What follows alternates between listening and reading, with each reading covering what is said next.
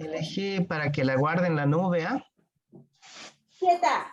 Bien, ahí está. Bueno, gracias por recordarnos. Vos avisanos si se puede empezar a grabar. Ya empezó, ya empezó. Está buenísimo. guardando, dice. Bien, perfecto. Cuando termine la clase, se va a grabar sola, después la pedimos a la facultad que nos la pase y ya la compartimos, ¿sí? Bueno, Bien. entonces, ¿qué hay acá? ¿Qué tipo de texto es? El que está en la pantalla, digo, ¿no? Como una historieta. Ajá, una historieta. Es ¿Qué más? como si fuera un meme, como dirían actualmente, ¿o no? Meme.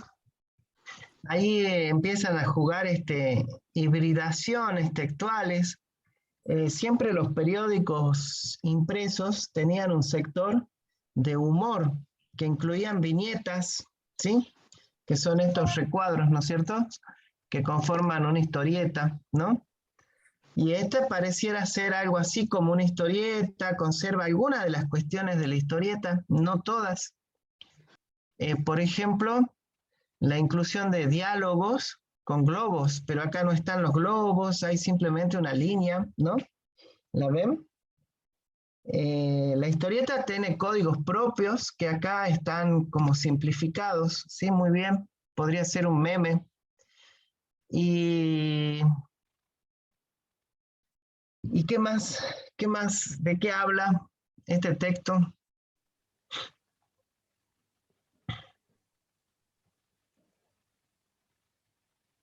De las normas APA. Normas APA. Muy bien, normas APA. ¿Y cuál sería el contenido explícito, lo que dice esta historieta? El de la imagen puede ser el diablo que le está Ajá. pidiendo a Dios que quiere crear algo y Dios le da permiso y el diablo crea las normas APA en el 2017. Ajá, ¿sí comprendés vos este texto? Entonces, muy Es como bien. que, Lo, ha- como que lo hace perdón. refiriendo a que normas APA está mal, digamos. La Muy expresión que bien. nosotros usamos a eso lo hizo el diablo, no lo hizo Dios. Algo demoníaco, a eso lo hizo el diablo. A lo mejor Algo quiere decir malvado, que es perverso. difícil citar en normas APA. Ajá. Fíjense, ¿en dónde dice diablo? ¿Dónde está la palabra diablo? Ningún lado, profe. En ningún lado, ¿Cómo? profe. En ningún lado. lado. Ahí ustedes relacionaron una imagen, ¿sí? Una imagen de un dibujo con cuernos, cola y rojo, y construyeron una idea cultural que es diablo. Y Dios en ningún lado dice que ese señor sea Dios, ¿no? Entonces, ¿qué es lo que está dicho acá? Acá está dicho que alguien le pide a otra persona permiso para crear una cosa. Podría ser un contexto de creación de productos, ¿sí? No sé, en lo que está en el texto lingüístico, es alguien pidiéndole a otro una autorización. Eso es lo que dice a nivel lingüístico.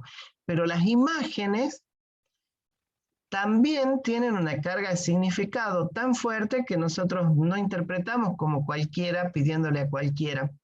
Interpretamos que una persona con canas, grande, de edad me refiero, puede simbolizar a Dios, y que el dibujo de una persona, un ser rojo con cuernos y cola, le faltó el tridente, puede ser el diablo, ¿sí? Entonces, contexto de interpretación de este texto. Si yo lo publico en el diario El Tribuno, la mayoría de las personas que están leyendo el diario El Tribuno no necesitan saber nada de las normas APA, ¿sí? Porque no están en la universidad. Las normas APA solamente tienen importancia en el ambiente universitario y de ciencias sociales, ¿sí? No en otros ambientes. Ahí aparece el contexto en el cual estamos leyendo este meme, por llamarlo así. Acá interesa qué información está puesta en el texto y cómo la comprensión lectora hace que uno, a partir de esos elementos icónicos, visuales o palabras, construya un texto que no está totalmente acá explícito, sino que está implicado. Ahí apareció en el título de la filmina la palabra inferencia. Ay, por favor, déjame crear solo una cosa. Ahí está implícito que el otro creó todas las cosas. Es la teoría creacionista, ¿no es cierto? Contraria a la teoría de la evolución, por ejemplo, ¿sí? O contraria a la teoría del Big Bang, o Big Bang, ¿cómo se pronuncia? En la teoría creacionista dice que hay un ser superior que creó el mundo y todas las cosas. Entonces acá, en esta historieta tan sencillita, está sobreentendido, no está dicho, pero está ahí en la base de que Dios creó todas las cosas, salvo las normas APA, sería acá, ¿sí? Salvo las normas APA. Buenísimo. ¿Por qué hemos empezado por este texto? Porque hoy vamos a trabajar algunos aspectos de la comprensión lectora,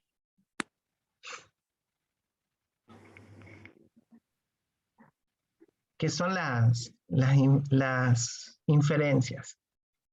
Lo vamos a trabajar en las clases prácticas. Primero, vamos a presentar rápidamente el modelo de comprensión, ¿sí?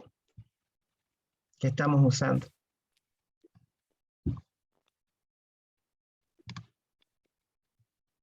Es un modelo bastante complejo, el de Van Dijk. Esta clase es continuación de la anterior, ¿sí?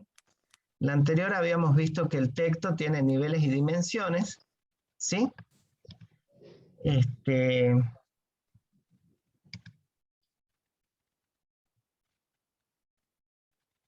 Acá está un modelo bastante complejo el que estamos tomando.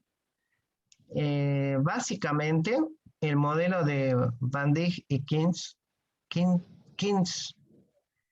considera al texto como algo limitado. El texto escrito, con palabras o con palabras e imágenes, sería algo limitado, que solo tiene el carácter de dar pistas o instrucciones para la lectura y la comprensión. Entonces, ahí ustedes pregúntense qué hacen cuando leen. Si tratan de comprender todas las palabras una por una, no estarían tomando al texto como pistas o instrucciones, ¿sí?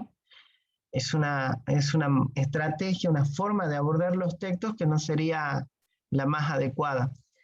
Siempre lo textual, lo escrito, lo que está en el papel o en la pantalla, es algo parcial. No te podés quedar con las palabras, ni tampoco tenés que trabajar con todas las palabras. Ese fenómeno es físico. El ojo, cuando vos estás leyendo, el ojo tiene una serie de saltos. No lee la palabra entera, no lee todas las palabras, sino que saltea. ¿Vieron que a veces nosotros le damos la palabra a un compañero para que lea algo en voz alta? ¿Recuerdan situaciones en las que algún compañero dijo una palabra que no estaba en el texto? Seguramente que sí. Eso pasa justamente porque el ojo tiene un proceso de lectura que es a los saltos. Recorre la oración, elige algunas partes de las palabras y adivina las otras. No lee nunca la palabra completa. Esto se ha demostrado ópticamente. O sea, se usaron instrumentos de óptica para poder ver cómo se mueve el ojo en la lectura, en el proceso de lectura. Entonces siempre es a los saltos y siempre estamos anticipando, se llama, la anticipación tiene dos aspectos, ¿no? Anticipar el contenido o predecir. Predecir es decir antes de leer, que es esto que yo les contaba, que nosotros a veces escuchamos a alguien que está leyendo en voz alta, yo estoy siguiendo en mi hoja, y veo que mi compañero o mi compañera cambia una, dos palabras. En lugar de decir, no sé, guiones, dice guía, ¿no? ¿Qué le ha pasado al compañero? ¿No sabe leer? No. El ojo hace predicciones, adivina lo que viene. Entonces, nosotros creemos, tenemos la sensación de que leímos todas las palabras. El ojo nos miente, nos engaña, y va leyendo rápidamente partes, saltando de palabra en palabra, de oración en oración, y usando este proceso de predicción, se llama, ¿sí? Bueno, ahí tienen ustedes el texto escrito. ¿Se entiende hasta acá esto que estamos conversando? Sí, profe. Sí. Entonces, todas las palabras escritas, el título, los párrafos, las imágenes, todo lo que está en la hoja, son pistas e instrucciones que te van a guiar a vos en un proceso de comprensión. Después tenemos los dos actuantes en la escritura, el autor de la escritura y el lector. El autor de la escritura ha propuesto ese texto que está escrito en una hoja, en una pantalla. Ahora bien, tanto para escribir como para leer, opera el mismo aparato cognitivo de comprensión y se activan las mismas capacidades mentales y neuronales, si quieren, porque esto está localizado en el cerebro, esta actividad, y aparecen acá una serie de términos como procesador lingüístico, sistema de control y memoria, que si ahí dice memoria a corto plazo es porque hay una memoria a largo plazo, ¿sí? La memoria a largo plazo sería tu conocimiento que ya traes con vos y que se va incrementando día a día. El conocimiento mental es esquemático, no está toda la información, sino que está reducida y trabaja con modelos. ¿Me siguen hasta ahí? Es como la computadora cuando no tenés espacio en el disco rígido y haces un attach, ¿sí? Haces un proceso por el cual la información se condensa y se vuelve esquemática, ¿sí? Es semántica la memoria a largo plazo, porque supongamos, para tener la idea de perro, lo que queda en tu cerebro guardado es la idea de una mascota, un animal doméstico, queda también la idea de que es un cánido, de que es cuadrúpedo, que está dentro de la familia más grande de los lupus. Entonces, uno tiene esa información en el cerebro y está atachada, está como comprimida y es esquemática.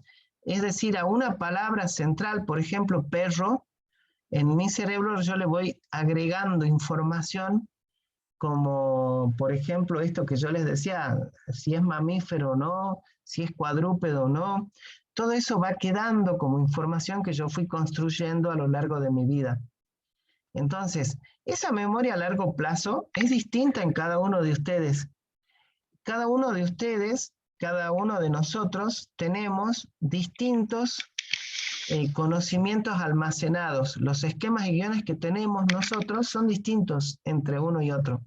Por eso es que estos procesos son muy distintos entre una persona y otra. Cuando uno lee su propio texto, porque tiene sus propias herramientas para leer.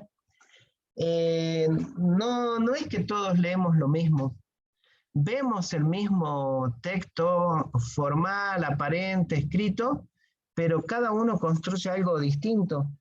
Y el autor también puso en el papel algunas ideas que quiso decir utilizando su procesador lingüístico, es decir, la capacidad de poner en palabras las ideas, usando también su memoria a corto plazo, que es lo que permite ir armando un relato, ir armando una secuencia, una sucesividad. La memoria a corto plazo es la operacional, la que permite que cuando vos lees una novela y llegás al capítulo 4, sigas recordando cómo se llaman los personajes, por ejemplo, ¿sí? O es cuando es esa memoria que después se borra. Yo guardo la información en el momento y después se va borrando para que pueda ir funcionando el sistema de comprensión.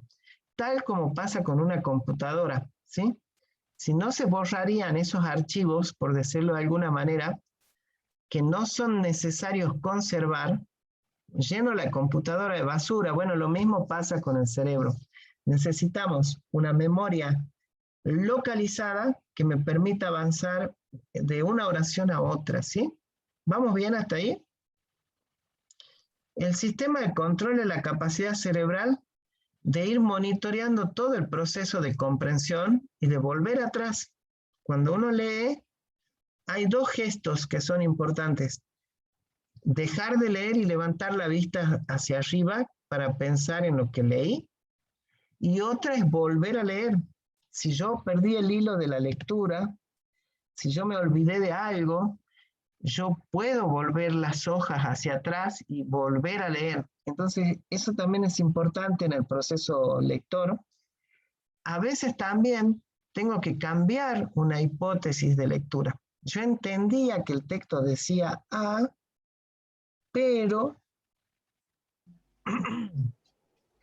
después de un rato entiendo que dice B. ¿Cómo vamos hasta ahí? ¿Bien? Sí, profe. Bien, ¿Sí? profe. ¿Preguntas? Sí, profe, todo bien. ¿Alguna pregunta? No, profe. El escritor tiene sus propios intereses, sus propios afectos, dice allí, ¿no? El escritor escribe en una situación concreta para algo, tiene sus intenciones y se basa en sus propios conocimientos de lo que es la escritura.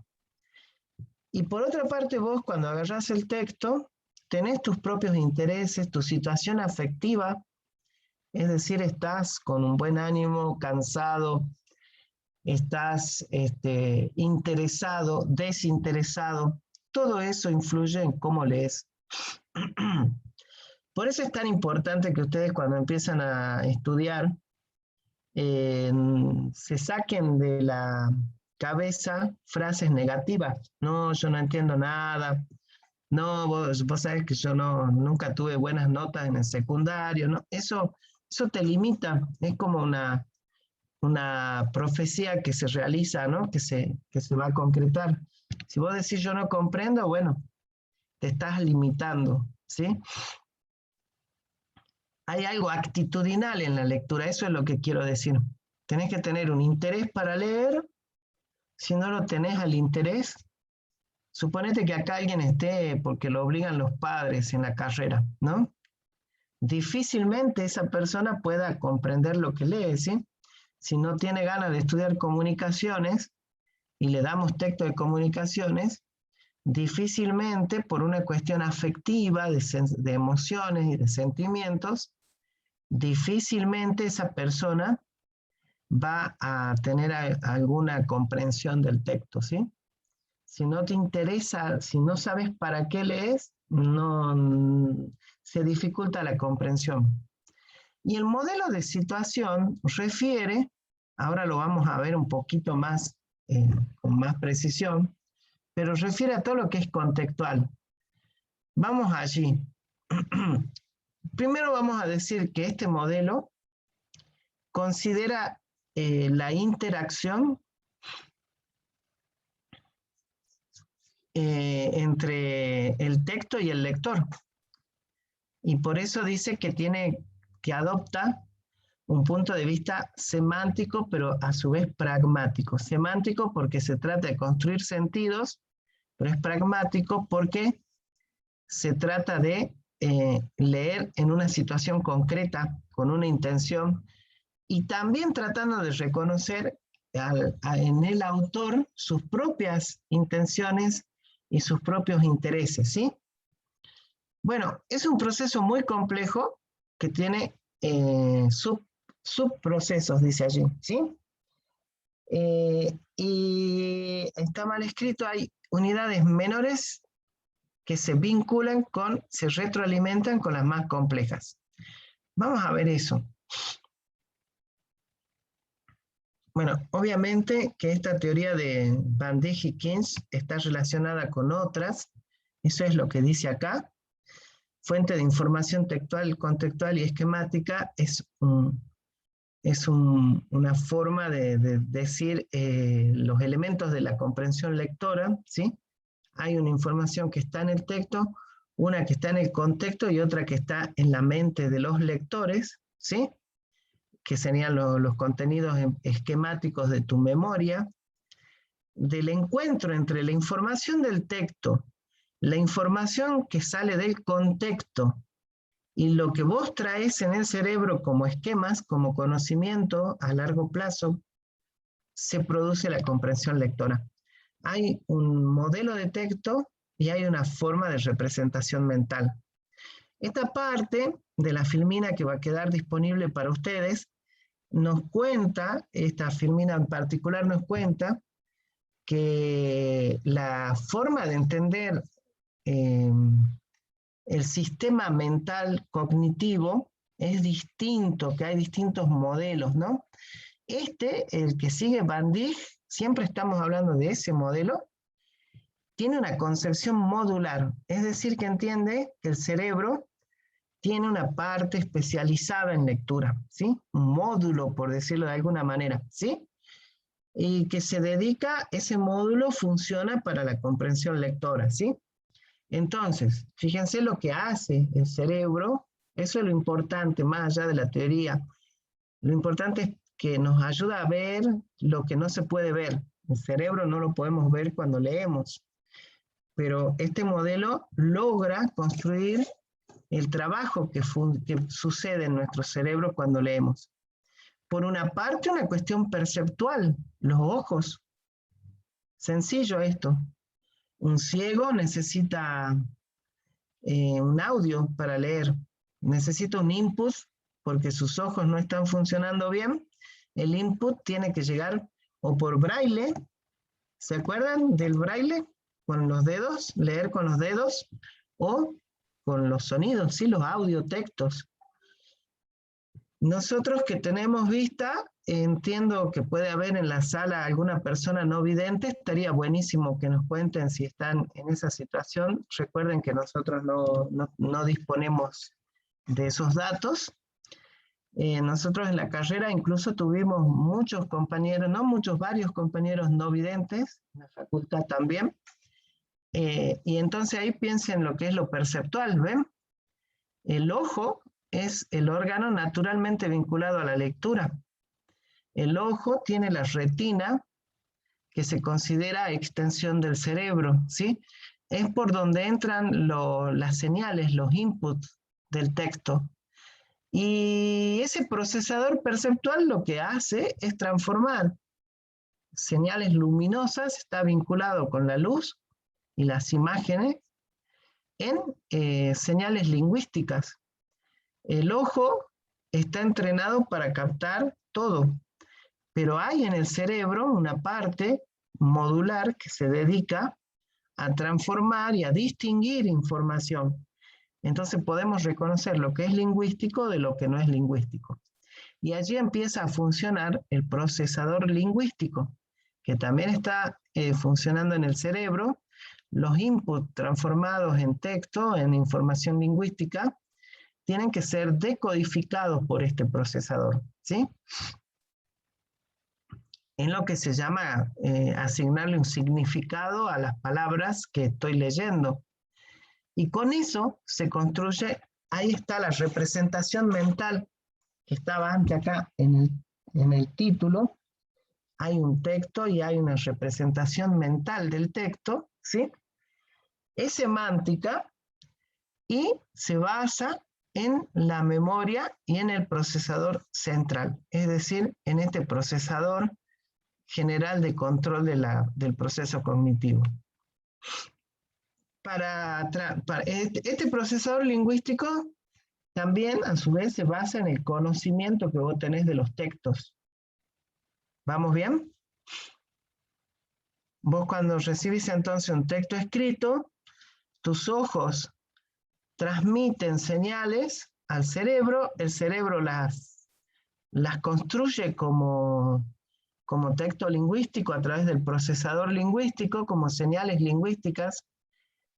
Reconoces diferencia entre imagen, foto, cuadros, esculturas, de lo que es específicamente lingüístico, y ese procesador lingüístico se encarga del proceso semántico de construir una representación mental de ese texto escrito. Y bueno, lo que nos interesa de todo esto, además de conocer lo fascinante que es la lectura, un poco hoy hay películas que simbolizan este paso de lo analógico a lo digital, ¿no? Hay muchas películas de ficción, la Matrix, por ejemplo, ¿no? Ya lo tenemos incorporado por la ficción al concepto de Matrix, ¿no? Bueno, acá el fenómeno es similar a ese, de palabras que están escritas con tinta o con un teclado en una pantalla electrónica. Esas palabras materiales de alguna manera que están en el mundo entran en mi mente a través del procesamiento perceptual y se reconstruyen como una representación mental en mi cerebro. Lo mismo que hace un escáner cuando yo escaneo algo, me transforma algo que está en el mundo de los papeles concretos que puedo tocar y los transforma en algo digital. Así sería más o menos la metáfora que está usando Van Dijk para decir qué es leer. Leer es eso. Es construir un modelo mental de un texto que estaba en un libro, en un papel, en una revista. Miren de fabuloso lo que pasa cada vez que vos te pones a leer. Ahora bien, ¿cómo es este procesamiento lingüístico? Ahí usted se está refiriendo a construir una representación semántica. Exacto, cuando decimos que hay una representación mental del texto, tal como dice en esta filmina que estoy mostrando, dice que el procesador lingüístico asigna significado, ¿no? Ahí está la cuestión esta del significado que hablábamos en la clase anterior. Yo tengo una palabra, pero esa palabra me significa algo. Y cuando hablo de significados, estoy hablando de semántica. Las representaciones mentales son redes de significado. Relaciono el significado de una palabra con otra, eso está acá, miren. También lo habíamos conversado un poquito la clase pasada, cuando veíamos el modelo textual como un modelo que tiene niveles y dimensiones. Y decíamos que van de los niveles más bajos, como los sonidos de la lengua, a los niveles más complejos. Acá está de vuelta eso, y acá se entiende por qué partimos de ese concepto de texto. Porque las estrategias del procesamiento lingüístico que sucede en el cerebro cuando leo, consisten en estos submódulos que están acá explícitos. ¿Los ven? Fonológico. Identifico letras, reconozco grafemas y relaciono con fonemas. Ya habíamos usado estos términos. Grafemas, las letras. Fonemas, los sonidos de la lengua, no cualquier sonido. Sonido del español, sonido del inglés, sonido del francés, ¿no? Cada lengua tiene sus propios fonemas. Son unidades de sonido que tienen significado lingüístico, ¿sí? Entonces, fíjate lo que hace tu cerebro. Cuando vos estás leyendo, tu cerebro trabaja a nivel fonológico porque relaciona las letras con los sonidos de la lengua. Y entonces va construyendo esa representación mental a partir de esos niveles tan pequeñitos como las letras y los sonidos. pero también trabaja al mismo tiempo morfológicamente, es decir, no ve solo letras y no ve solo sonidos de la lengua, ve palabras. Esos son los morfemas. Son las organizaciones de los sonidos de la lengua en una unidad mayor que sería la palabra. La palabra, llamada también lexema,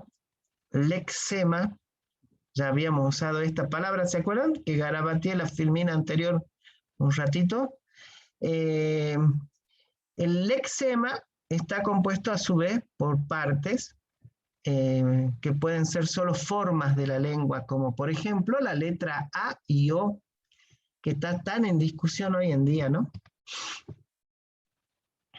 La letra A significa gramaticalmente género femenino en español, y la letra O significa gramaticalmente, no sexualmente, no de género sexual, sino gramaticalmente la letra O significa masculino. Son señales de la lengua que se llaman morfemas. Entonces, si yo tengo la palabra perro o perra, yo distingo la semántica de esa palabra que estaría en per hasta la R, y ahí está la idea de ese animal, mascota, cuadrúpedo que mueve la cola y ladra, ¿sí? Ahí en esa parte de la palabra estaría el significado de perro. En la O y en la A hay una transmisión de información gramatical. Me está diciendo es masculino o es femenino. En la actualidad, estas categorías de la lengua española son cuestionadas por la revisión crítica que hace el feminismo de las representaciones de la realidad, ¿no? Y entonces aparece la necesidad de manifestar la diversidad de género saliendo de las marcas morfemáticas de la lengua, O, A, para masculino y femenino, entiendo yo que solo para los seres humanos. ¿Sí? Entonces, ¿qué ha pasado acá? ¿Qué momento histórico estamos viviendo en la sociedad? Estamos viviendo un momento de reflexión sobre la propia lengua que ha sido construida socialmente. ¿Por qué la O representa masculino y la A femenino? Por una convención social. No tendría por qué ser así. Podría haber sido la letra I, podría haber sido la letra U. Fue la O y la A en español y en un sistema ideológico de la lengua española. Sintácticamente, ahora por eso digo, ¿qué quise decir con toda esta problemática que presenté?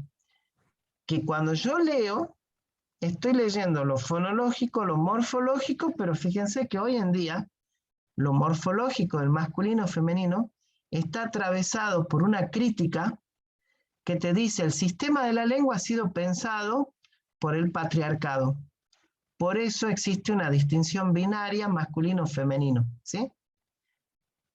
Y está tan en boga que de hecho las universidades han tomado decisión sobre el uso de variantes alternativas a la O y la A para marcar la referencia al género de las personas, ¿sí? Entonces, esto que estamos diciendo acá es el sistema de la lengua. Lo que está pasando en la actualidad es el uso de la lengua. El uso de la lengua es reflexivo. Se mira a sí mismo y se reconoce como sujeto de ideología, determinado por clases sociales, por grupos sociales, ¿no? Muy interesante, tema de investigación totalmente contemporáneo, y además muestra cómo hasta algo tan sencillo o tan pequeñito como un morfema del idioma es ideológico, está atravesado por posturas ideológicas, ¿no? Bueno, volviendo a la descripción de Van Dijk, en el nivel de las oraciones, yo pienso qué función cumplen las palabras. Esta idea, si están tomando apunte, márquenla. O sea, no interesan las palabras sueltas, interesan las palabras funcionando en oraciones y las oraciones funcionando en párrafos.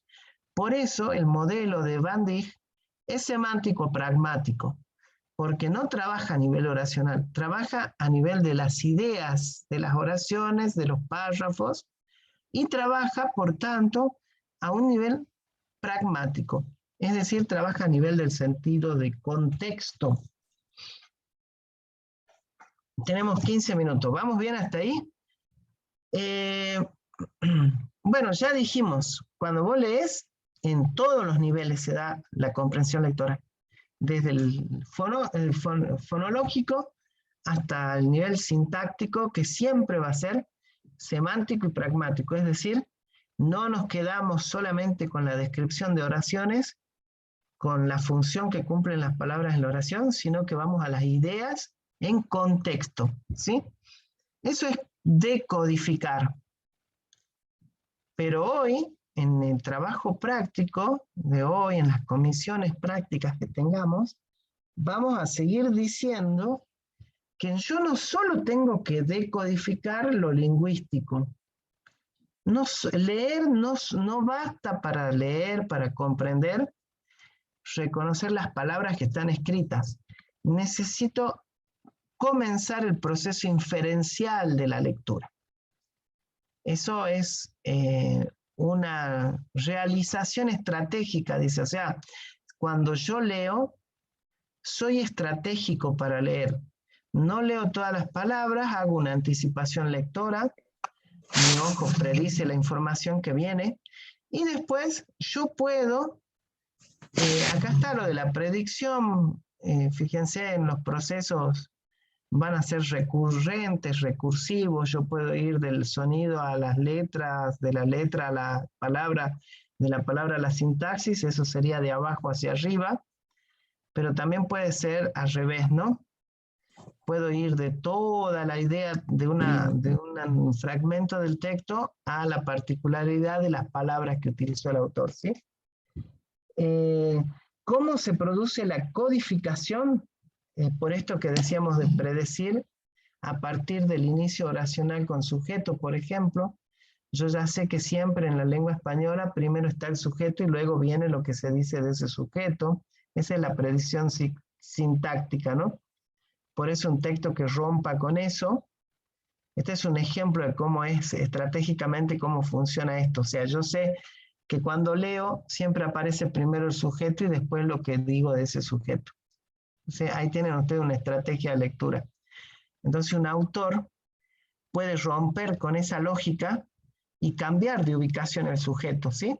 Y entonces el lector se va a sorprender y se va a ver interpelado para hacer inferencias. Si yo digo, los políticos son corruptos, no es lo mismo a que yo diga, son todos unos corruptos, y no es lo mismo a que yo diga, son corruptos estos políticos. ¿Ven? La ubicación del sujeto, los políticos son corruptos, la omisión, todos son corruptos, y el cambio de lugar, como dije, son corruptos los políticos, ¿sí? Dar vuelta al sujeto, son corruptos los políticos, hace que esa frase tenga significado contextual distinto, ¿sí? Son corruptos los políticos, está marcando como al final de la oración, he cambiado el lugar del sujeto y eso se vuelve significante para el lector, ¿sí? De la misma manera que si no lo enuncio, ¿no? Bueno, de esto ya hemos hablado. Piénsenlo con un modelo informático, ¿sí? La memoria RAM y ¿cómo es la otra? La ROM. ¿Cuál es la de almacenamiento? La que permite guardar. No. profe, creo ¿Sí? que La hay una RAM de temporada. velocidad. El software. ¿Dónde se guarda la información de tu compu o de tu celular? En ¿En el una disco duro. memoria? El disco. En el disco. El disco es una memoria que ahora vienen tecnologías distintas. Disco en estado sólido. ¿Qué más hay? SSD. ¿Quién sabe de esto? A ver, ¿quién nos desburra? Ahí en el chat están poniendo ROM, ¿Están bien ahí en el SSD. chat? Sí. Léelo. A ver, la RAM es memoria de la computadora. Claro, las dos son de la computadora. Creo que la diferencia, profe, si no me equivoco, es que una almacena datos temporalmente y la otra los almacena permanentemente. Ahí Daniel Luna dijo ROM y SSD. Claro, la ROM, ¿cuál sería? De largo plazo. Es la que guarda el disco duro. Profe, Sí. hay dos tipos de discos. Uno es Sí. el SSD, que es de estado sólido, y el otro es mecánico. El Bueno, viejo, uno digamos. adentro y el otro, bueno, es como una memoria SD de celular, es poco más rápido. Pero son memorias de almacenamiento. La ROM es el disco duro donde se guardan información, ¿no es cierto? Entonces tu computadora tiene una capacidad para conservar información, ¿sí? En cambio la RAM, yo les decía recién tajantemente que no es la de guardar, es la que le da Sí, desde velocidad al afuera. sistema, ¿no es cierto? ¿Qué actividad? ¿Quién está hablando ahí? Exactamente eso dice Pablo. Entonces la memoria RAM, que ahora nos alegramos muchísimo si tengo un celular con un super procesador, ¿no es cierto? Un octa-core y bueno, todos esos términos que aparecieron, son las de sistema, ¿no? Entonces, fíjense, es la memoria a corto plazo que dice acá el modelo. Es la memoria que se va, que la uso para hacer tareas, pero después se desocupa esa memoria. Si yo la tuviera siempre ocupada, la memoria RAM, el sistema se tilda, se satura. A tu cerebro también le pasa eso. Si tenés poca memoria RAM, se tilda rápido, ¿sí? No, hablando en serio. La memoria RAM a nivel humano sería la memoria a corto plazo que te permite recordar lo necesario para procesar una información. Después es de trabajo, es operativa. La memoria a largo plazo es la que guarda los esquemas de tus conocimientos. ¿Sí? Todo lo que vos aprendés se transforman en esquemas semánticos que quedan conservados en tu memoria. ¿Sí? Ahí habla Daniel de la velocidad, ¿no? RAM es la que da velocidad, dice Sol, así es, tal cual. De eso está hablando el modelo de Van Dijk, por eso es un modelo computacional, ¿sí? Es, acá está hablando, a ver, perdón que me perdí. La memoria a largo plazo, bueno, es la que guarda información, es semántico y pragmático porque surge de la realidad. Son las representaciones del mundo que están esquematizadas en tu cerebro. Es interesante pensar que estos esquemas son jerárquicos. Piénsenlo de vuelta con el ejemplo de la clasificación de animales que todos tenemos, ¿no? ¿Cuántos reinos hay en el mundo? 2 o 3 o 5. Dale, No. Pablo, contá. Animal, mineral, no sé qué más hay, profe. Gaseoso. Vegetal. Animal, vegetal, mineral, ¿qué más? Mineral. Humano. Fungi. No. ¿Ah? Fungi. ¿Pablo? ¿Qué? Fungi. El fungi. El hongo. Claro. Muy bien. Son todas las Esa es la microbacterias. novedad de la Entran ahí. biología hasta donde yo llegué a estudiar. O sea, Y siempre hay- nos enseñaron que había reino mineral o el mundo de las cosas materiales que no tienen vida. Después los animales. El mundo humano está dentro del animal, ¿no? Y vegetal. Pero la biología después descubre o clasifica de otra manera, estas son clasificaciones arbitrarias obviamente, los hongos, ¿sí? fungi, dice ahí el compañero. No sé, la verdad, no soy experto, estoy hablando sin saber si ya apareció, se reconoce otro mundo más, otra clasificación, ¿no es cierto? ¿Por qué di ese ejemplo? Porque dentro del mundo animal, vos a su vez tenés, ahí quiero mostrar lo jerárquico de esto, vos tenés otros elementos, tenés otros elementos clasificatorios, digo, distinguís los bípedos de los cuadrúpedos, por ejemplo, ¿sí? Distinguís los mamíferos de cuáles son los que no son mamíferos. Claro. Después tenés vertebrados de invertebrados, ¿no es cierto? Más, o sea, son sistemas esquemáticos y jerárquicos, ¿sí? Si yo digo mamífero, estoy dentro de la clasificación animal. ¿Se entiende lo que quiero ejemplificar? Así funcionaría el cerebro. Todo lo clasifica en esquemas y lo conserva en esta memoria a largo plazo. Fíjense, esta clasificación de bandeja es buenísimo. La información caliente, dice. O sea, esa información que no es un simple esquema, ¿no?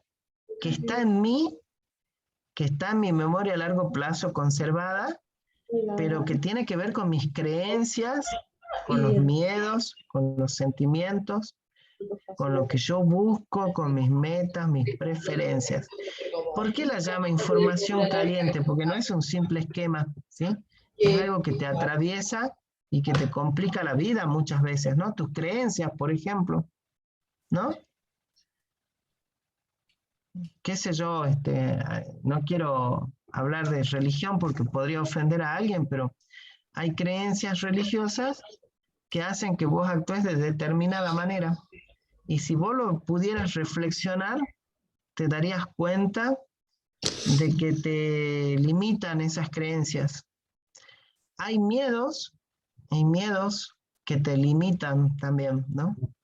Por eso digo que este tipo de esquemas y de conocimiento que está interiorizado es considerado por Van Dijk, por este modelo teórico, ¿sí? Profe, una consulta. Sí. ¿Las situaciones episódicas quedan a largo plazo? Ahí llegamos. Se refiere eso a que cada episodio que vos vivís en tu vida ayuda a modificar esos esquemas que vos tenés. Si te muerde un perro, el esquema tuyo perceptual, perdón, no es perceptual, el esquema de conocimiento de lo que es un perro ha cambiado. Sí, al que nunca lo mordió un perro, lo ve como un animal manso, doméstico, ¿no? Pero pensé en esas noticias terribles de la tele, cuando alguna raza de perro muerde y mata a un niño, ¿no? ¿Qué significa perro para esa familia a partir de ese hecho? A eso se refiere lo episódico. Es decir... Que el nene es un boludo que se fue con el tablet. Perdón, no escuché. ¿Sí? No, es una compañera que tiene el micrófono abierto.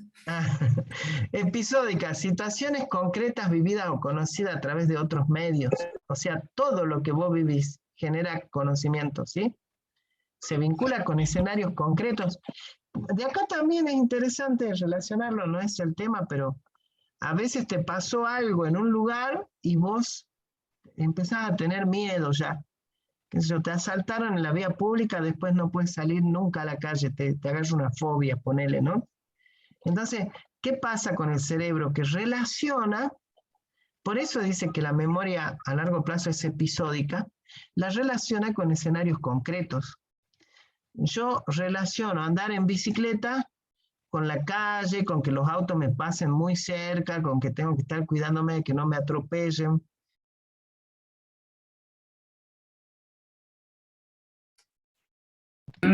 Se silenció, profe. No, sí. Daniela Es me está que... diciendo que me calle. No. Lo que pasa es que hay muchos compañeros... Sí, perdón. ¿Se entiende o no? El profe está raro.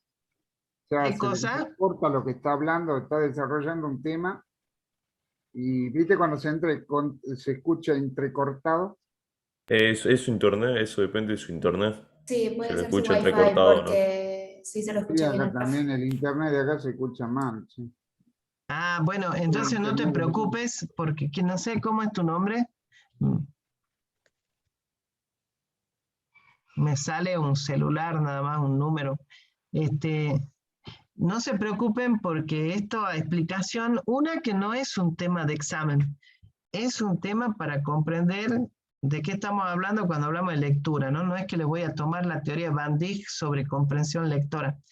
Lo que tienen que hacer es ir al PowerPoint, que lo vamos a compartir ahora. Ah, sí, esa fue una consulta mía, profe, si lo iban a poder subir a Sí, la web, este porque PowerPoint sintetiza un libro.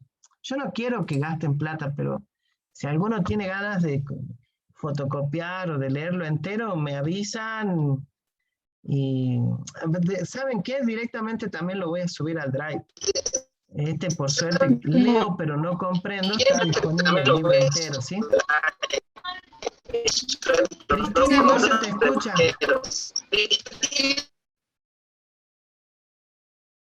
Cristina, si estás tomando la palabra, no se te escucha.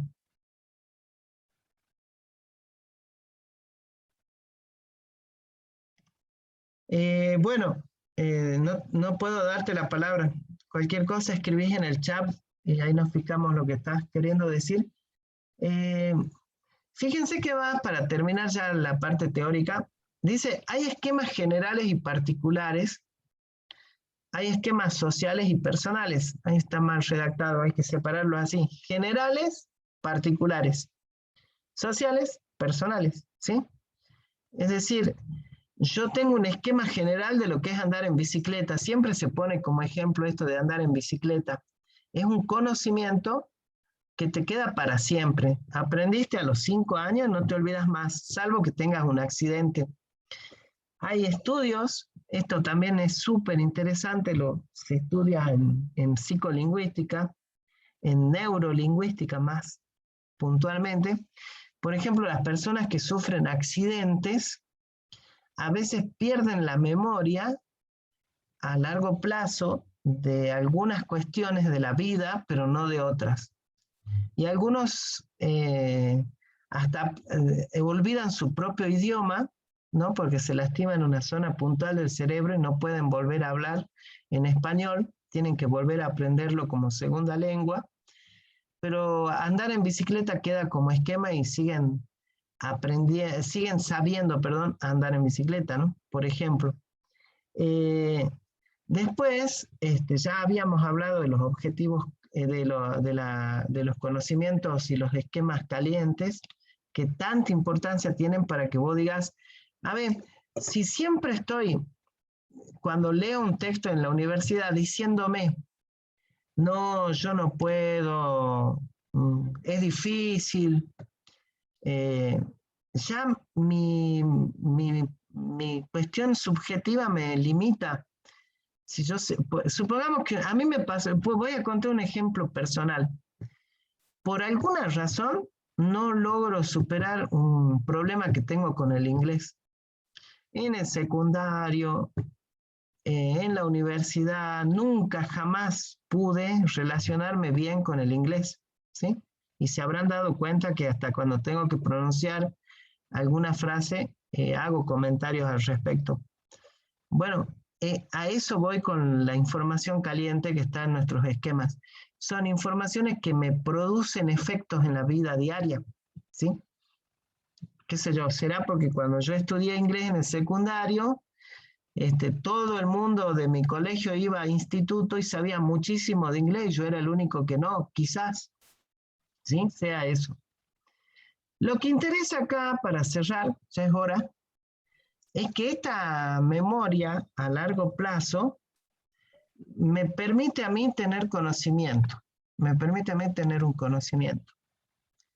Ese conocimiento que yo proceso, lo recupero cuando leo. Vos tenés los esquemas en tu memoria a largo plazo y agarrás un libro, el diario Hoy. Pues bien, mientras vas leyendo, se activa todo ese conocimiento, se activa para leer el nuevo texto que estás leyendo. Sí, ahí está la capacidad de leer, ¿sí? El sistema de control es el que permite interactuar con el texto, conecta la información del texto escrito, ¿sí? Que ya está procesado en el cerebro, con el contexto, dice relevante, contexto relevante para la comprensión lectora. Acá está muy teórico esto en los ejercicios prácticos que hacemos en la práctica, laburamos con estas cuestiones ya con textos concretos en cada comisión. Las consignas que damos en la materia trabajan con este modelo, es decir, te proponen anticipar contenidos, relacionar con tus conocimientos previos, contextualizar, ¿sí? Eso es lo que estamos haciendo en todas las clases con los textos que estamos abordando. Cerramos. ¿Profe Sergio? Sí. ¿Cómo va? Soy Franco. Hola. ¿Cómo ¿Sabes va? que no te veo bien? No veo dónde estás, Sí, pero no, bueno, sí te escuchamos. Tengo problemas con la cámara de la computadora. Pero Claro, claro. era para avisarle a los chicos que ya estamos en la sala práctica, así que apenas terminen acá el Ahí teórico, estamos, ya con vayan esto para ahí terminamos. porque Franco, había ¿cómo dudas. estás? ¿Bien? Bueno, yo estuve enfermo esta semana, así que finalmente estoy más o menos recuperado, así que vamos a tener la clase nomás. Buenísimo, gracias Franco. Cerramos acá y nos vamos a las comisiones. Yo me tomo 2 minutitos, así me hago un café y vuelvo a... ¿Puede ser? Bueno, Meta. sí. Profe, Perfecto. ¿cómo Profe, es nos la quedamos comisión? en esta sala. ¿Está el ¿Se muerto, mutió, profesor? profe? ¿Se mutió? No. ¿Qué pasó? ¿Qué hay que hacer ahora? A ver, Los chicos. de mi comisión se quedan conmigo y los del profe Franco con el profe Franco. Ok, profe. Profe, ¿Y lo de la profe de anoche? ¿Cómo se llamaba la profe de anoche? Rodríguez. ¿En otra No, comisión? a ver, chicos, los que ya tuvieron su comisión, los del día del martes y jueves, se pueden retirar, ya finalizó la teoría. Los compañeros que tienen su comisión ahora, seguido de esta teoría, que serían los del profe Sergio y profe Franco, bueno, los del profe Sergio se quedan acá y los del profe Franco se van al link que se pasó en su grupo.